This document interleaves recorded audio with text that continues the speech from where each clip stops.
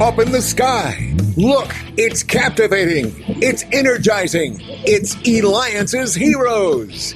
Eliances is the destination for entrepreneurs, investors, CEOs, inventors, leaders, celebrities, and startups, where our heroes in business align.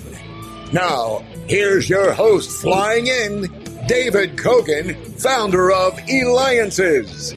That's right. And guess what? It's time for the Experian Identity Report. And we're joined with David Britton. He is the Vice President of Strategy for Global Identity and Fraud at Experian, and he can be reached at Experian.com. In fact, it's truly incredible because, David, you were actually really one of the first internet fraud investigators. I mean, how do you like having that part of your bio? Yeah, it's been a long journey. I'll tell you, I feel really old when we say that, but that's what we think. It was, mid 90s in Silicon Valley when this .com thing was getting kicked off. Now, I think it's important because today what we're going to talk to is a hot topic.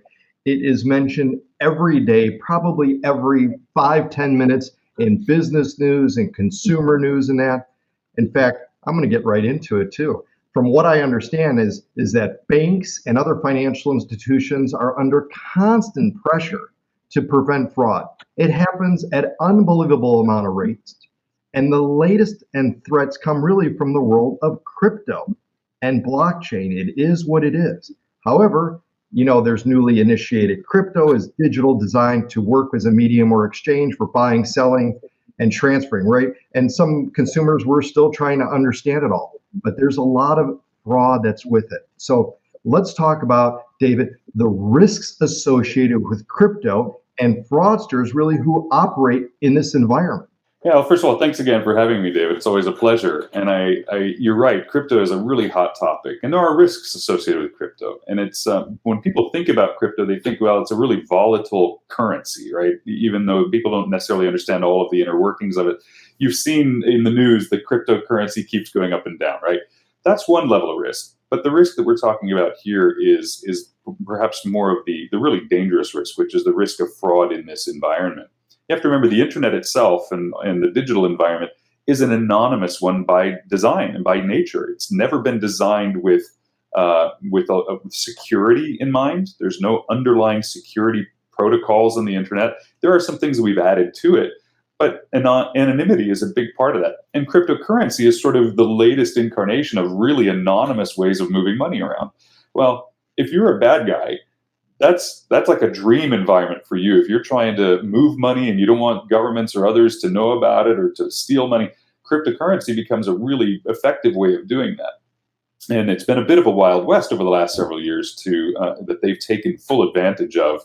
And now they've moved not just to moving their own money around, but to stealing from people that may have accounts in this space. And how they do that is part of the discussion we'll have.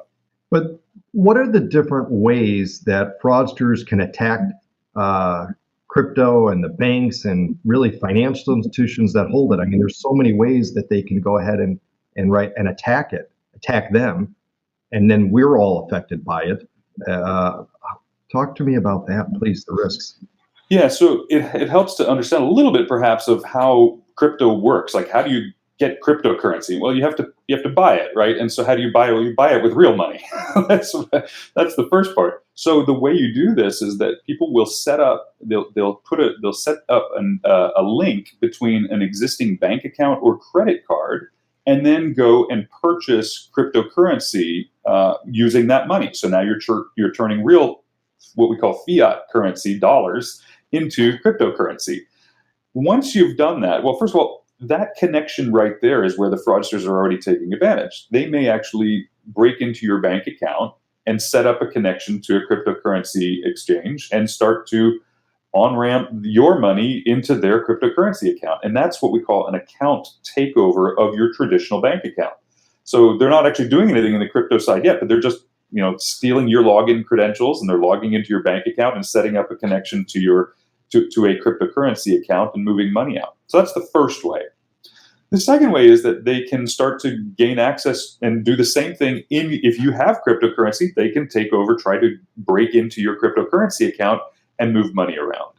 And then the third one that we see is that there are a lot of scams. There are a lot of people that are being convinced to move money by crypto, or there's promises of great returns on cryptocurrency, so you should move your money in here. And oh, by the way, I'm going to be your broker, so make sure I have access to your crypto account as well. And so there are some scams that people are unfortunately falling prey to, where the fraudsters are aggressively working with social media to try to get people to go invest in crypto, and then they will actually drain those accounts because they have joint control over them.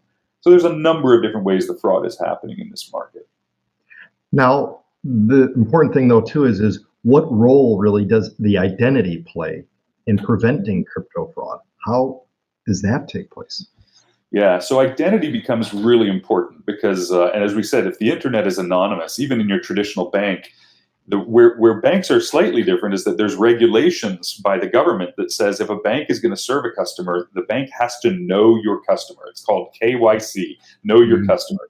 And there's a whole set of requirements that the bank has to go through to do that.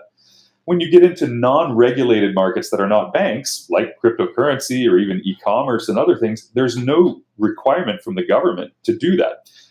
But in a digital world, knowing who's on the other end of the wire is critical if you're going to have a safe and growing business, or if you want to serve your customers well, right? You have to know who you're serving.